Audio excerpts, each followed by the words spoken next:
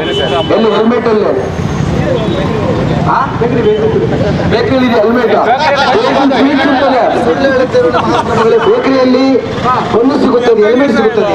ಏ ಮಾನವ ಸುಳ್ಳು ಹೇಳುವೆಯಾ? ಒಂದು ನಿಮಿಷ ನಿಲ್ಲು. ಬೇಕರಿಯಲ್ಲಿ ಸಿಗುವುದು ಏನು?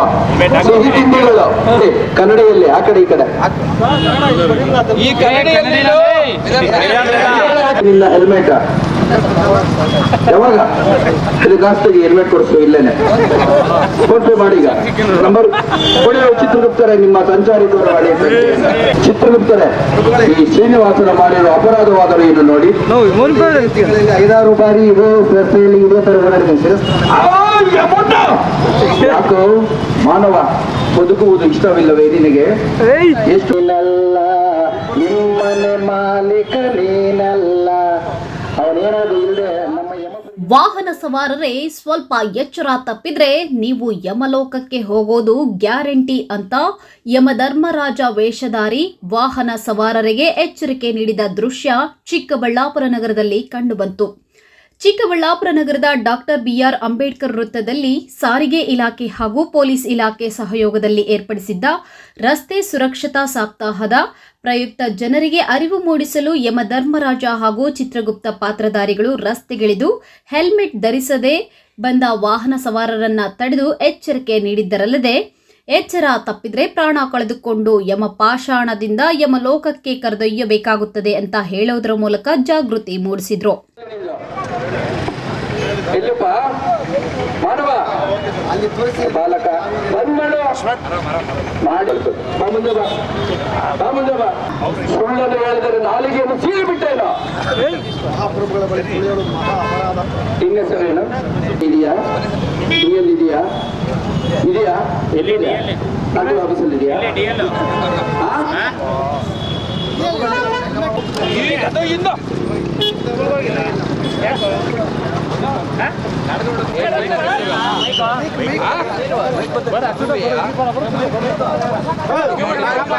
ನಿನ್ನ ಹೆಲ್ಮೆಟ್ ಯಾವಾಗ ಗಾಸ್ತಿಗೆ ಹೆಲ್ಮೆಟ್ ಕೊಡಿಸು ಇಲ್ಲೇನೆ ಫೋನ್ ಪೇ ಮಾಡಿ. ಈಗ ನಂಬರ್ ಕೊಡಿ. ಚಿತ್ರಗುಪ್ತರೆ ನಿಮ್ಮ ಸಂಚಾರಿ ದೂರವಾಣಿ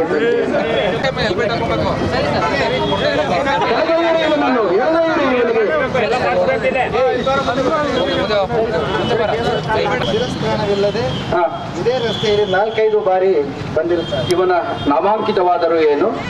ನಾಮಾಂಕಿತ ನಾಗರಾಜ್ ಅವರು. ಹೌದಾ? ನಿನ್ನ ಹೆಸರು ನಾಗರಾಜ? ಹೌದು. ಸುಳ್ಳು ಹೇಳ್ಬೇಡ. ಹೌದು. ಏಕೆ ಶಿರಸ್ತ್ರಾಣವನ್ನು ಧರಿಸಿಲ್ಲ ನೀನು? ಮರೆತು ಬಂದ. ಬಟ್ಟೆಯನ್ನು ಹಾಕೊಂಡು ಬಂದಿದೀಯಾ? ಅದು ಮರೆಯಲಿಲ್ಲವೇ? ಮತ್ತೇನು ಮಾಡ್ತೀಯ? ಶಿರಸ್ತ್ರಾಣವನ್ನು ಧರಿಸುವೆಯಾ? ಈಗ ಮಾಡಿರುವುದು ನೀನೇನು ತಪ್ಪು. ಹೌದಾ? ಹೌದು. ಅರಿವಾಯ್ತಾ? ಯಾವಾಗ ಆಗ್ತೀಯ ಶಿರಸ್ತ್ರಾಣ? ಈಗಲಿಂದಾನೆ ಹಾಕ್ತೇನೆ. ಆಗ್ತೀಯಾ? ಹಾಕ್ತೇನೆ. ಜ್ವರ ಹೇಳೊಂದ್ಸಲ. ಈಗಲಿಂದಾನೆ ಶಿರಸ್ತ್ರವನ್ನು ಹಾಕುತ್ತೇನೆ. ಬೇರೆಯವ್ರಿಗೂ ಹೇಳ ಹಂಗೇನೆ. ಬೇರೆಯವರು ಹಾಕಬೇಕು ಅಂತ ಹೇಳಿ ನಾನು ಪ್ರಯತ್ನಿಸುತ್ತೇನೆ. ಇಲ್ಲವಾದಲ್ಲಿ ಯಮಪುರಿಗೆ ಗೊತ್ತಲ್ಲ, ಬಂದ್ಬಿಡ್ತೀಯ ನೇರವಾಗಿ ಅಲ್ಲಿಗೆ. ಈ ಸೌಮ್ಯ ಸ್ವಭಾವದ ಅಧಿಕಾರಿಗಳು ಏನ್ ಹೇಳ್ತಾರೆ ಕೇಳೋಣ. ಎಲ್ರಿಗೂ ನಮಸ್ಕಾರ. ಸಂಚಾರ ನಿಯಮಗಳನ್ನು ಪಾಲಿಸಿ, ಜೀವ ರಕ್ಷಿಸಿ, ಹೆಲ್ಮೆಟ್ ಇಲ್ಲದೆ ವಾಹನ ಚಾಲನೆ ಮಾಡಬೇಡಿ.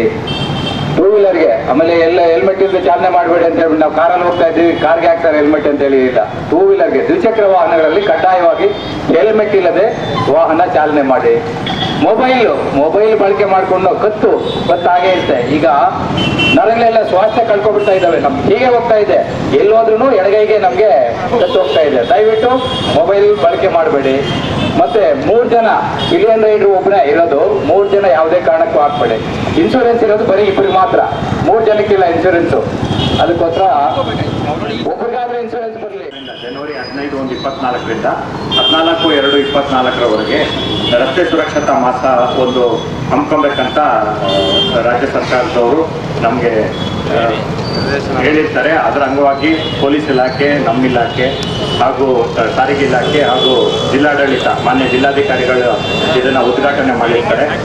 ಮಾನ್ಯ ಪೊಲೀಸ್ ವರಿಷ್ಠಾಧಿಕಾರಿಗಳು ಕೂಡ ಇದರಲ್ಲಿ ಭಾಗಿಯಾಗಿ ಉದ್ಘಾಟನೆ ಮಾಡಿ ಈ ಒಂದು ಕಾರ್ಯಕ್ರಮಗಳು ಹಮ್ಮಿಕೊಳ್ತಾ ಇದ್ದೀವಿ. ಪ್ರತಿದಿನ ನಾವು ಶಾಲೆಗಳಲ್ಲಿ, ಕಾಲೇಜ್ಗಳಲ್ಲಿ, ಆಮೇಲೆ ನಿಬಿಡ ಪ್ರದೇಶಗಳಲ್ಲಿ ಈ ಥರ ಎಲ್ಲ ಹೋಗಿ ನಾವು ರಸ್ತೆ ಸುರಕ್ಷತೆ ಬಗ್ಗೆ ಹೇಳ್ತಾ ಇದ್ದೀವಿ.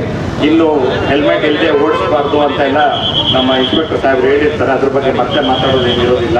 ಆದ್ರಿಂದ ಎಲ್ಲರೂ ಸುರಕ್ಷಿತವಾಗಿ ಗಾಡಿಗಳನ್ನ ಓಡಿಸ್ಬೇಕಂತ ಹೇಳಿ ಸೀಟ್ ಬೆಲ್ಟು ಅದೆಲ್ಲ ಹಾಕೊಳ್ಳೇಬೇಕು. ಆಮೇಲೆ ವಾಹನದ ಡಾಕ್ಯುಮೆಂಟ್ಸ್, ಸ್ಪೆಷಲಿ ಇನ್ಶೂರೆನ್ಸು, ಆಮೇಲೆ ತಮ್ಮದು ಡ್ರೈವಿಂಗ್ ಲೈಸೆನ್ಸು, ಆಮೇಲೆ ಎಮಿಷನ್ ಟೆಸ್ಟ್ ಸರ್ಟಿಫಿಕೇಟ್ಸ್ ಎಲ್ಲ ಚೆಕ್ ಮಾಡಿ ಕರೆಕ್ಟಾಗಿ ಇಟ್ಟು, ಕರೆಕ್ಟ್ ಇದ್ದರೆ ಮಾತ್ರ ಓಡಿಸ್ಬೇಕು.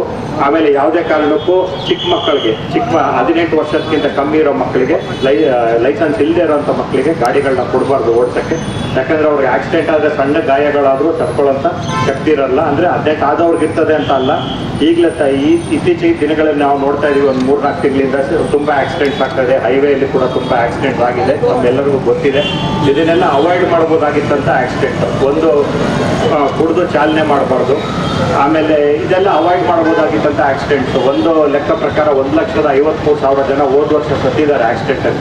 ಇದರಲ್ಲಿ ಸುಮಾರು 70% ಆಕ್ಸಿಡೆಂಟ್ಸ್ನ ಅವಾಯ್ಡ್ ಮಾಡ್ಬೋದಾಗಿತ್ತು ಅಂತ ನಮ್ಮ ತಪ್ಪುಗಳಿಂದ, ಅಂದರೆ ಚಾಲಕರ ತಪ್ಪಿಂದ ಅಥವಾ ಓಡಿಸ್ತಾ ಇರೋ ತಪ್ಪಿಂದ ಆಕ್ಸಿಡೆಂಟ್ ಆಗಿದೆ ಅಂತ ಒಂದು ಲೆಕ್ಕ ಹೇಳ್ತಾರೆ. ಆದ್ರಿಂದ 70% ಅಂದರೆ ಸುಮಾರು 1,00,000 ಜನ ಉಳಿತಾ ಇದ್ರು. ಇದು ನಾನು ಹೇಳ್ತಾ ಇರೋದು ಬರೀ ಫೇಟಲ್ ಸತ್ತೋಗಿರೋರ್ದು ಇಂಡಿಯಾದಲ್ಲಿ, ನಮ್ಮ ರಾಜ್ಯ ಎಲ್ಲ ಥ್ರೂಔಟ್ ಇಂಡಿಯಾದಲ್ಲಿ ಆಗಿರೋದು. ಇದನ್ನೆಲ್ಲ ಅವಾಯ್ಡ್ ಮಾಡ್ಬೋದಾಗಿತ್ತು. ಆ ಒಂದು ದೃಷ್ಟಿಯಿಂದ ನಾವು ಈ ಕಾರ್ಯಕ್ರಮ ಹಮ್ಮಿಕೊಂಡಿದ್ವಿ. 14ನೇ ತಾರೀಕುವರೆಗೂ ಈ ಕಾರ್ಯಕ್ರಮ ನಡೀತದೆ. ಅದರ ಈ ವೇಳೆ ಸೀಟ್ ಬೆಲ್ಟ್ ಧರಿಸದೆ, ಹೆಲ್ಮೆಟ್ ಧರಿಸದೆ ಬಂದ ಸವಾರರಿಗೆ ಗುಲಾಬಿ ಹೂವು ನೀಡಿ ಅರಿವು ಮೂಡಿಸಿದ್ರು. ಏಕಾಏಕಿ ಯಮಧರ್ಮರಾಜ ಹಾಗೂ ಚಿತ್ರಗುಪ್ತರು ರಸ್ತೆಗೆ ಬರುತ್ತಿದ್ದಂತೆ ಜನ ಗುಂಪು ಸೇರಿ ಅಚ್ಚರಿಯಿಂದ ನೋಡುತ್ತಿದ್ರು. ಹೆಲ್ಮೆಟ್ ಹಾಕ್ಲೇಬೇಕು. ಈಗ ತಾನೇ ಅದೇ ಒಂದು ಆಕ್ಸಿಡೆಂಟ್ ಅಟೆಂಡ್ ಮಾಡ್ಕೊಂಡು ಬರ್ತಾ ಇದ್ದೀನಿ. ಈಗ ರಾತ್ರಿ 3 ಜನ ಹೋಗ್ತಾ ಇದ್ರು. ಒಬ್ಬ ರೈತರು ಏನು ಮಾಡಿದ್ದಾನೆ, ಆಕ್ಸಿಡೆಂಟ್ ಮಾಡಿ ತಲೆಗೆ ಪೆಟ್ಟಾಗಿ ಸತ್ತೋಗ್ಬಿಟ್ಟಿದ್ದಾನೆ. ಎಲ್ಲ ಸೀಟ್ ಬೆಲ್ಟ್, ಕಾರ್ ಯಾರು ಓಡಿಸ್ತಾರೋ ಸೀಟ್ ಬೆಲ್ಟು ಹಾಕಬೇಕು. ಮತ್ತು ಟ್ರಿಪಲ್ ರೈಡಿಂಗ್ ಯೂಸ್ ಮಾಡಬಾರ್ದು. 2 ವೀಲರ್ ಅಂದರೆ ಇಬ್ಬರು ಹೆಲ್ಮೆಟ್ ಹಾಕ್ಬೇಕು. ಈಗ ಹಾಕ್ಸ್ಬೇಡಿ. ಈಗ ಮಕ್ಳಿಗೂ ಹೆಲ್ಮೆಟ್ ಹಾಕಬೇಕು ಅಂತ ಕಾನೂನು ಬಂದೈತೆ. ಮಕ್ಕಳು ಸಹ ಹೆಲ್ಮೆಟ್ ಧರಿಸ್ಕೊಂಡೇ ಇರಬೇಕು ಬೈಕಲ್ಲಿ ಹೋಗ್ಬೇಕಾದ್ರೆ. ದಯವಿಟ್ಟು ತಂದೆ ತಾಯಿಯಂದರು ಅಷ್ಟೇ, ಬೈಕಲ್ಲಿ ಹೋಗ್ಬೇಕಾದ್ರೆ ಮಕ್ಕಳಿಗೆ ಹೆಲ್ಮೆಟ್ ಧರಿಸಿ. ದಯವಿಟ್ಟು ರಸ್ತೆಗೆ ಬರಬೇಡಿ. ರಸ್ತೆಗೆ ಬಂದರೆ ಹೆಲ್ಮೆಟ್ ಇರಬೇಕು. ನೀನು ಆ ತರಕನ ಹೋಗಿ, ತರಕಾರಿ ತರಕನ ಹೋಗಿ.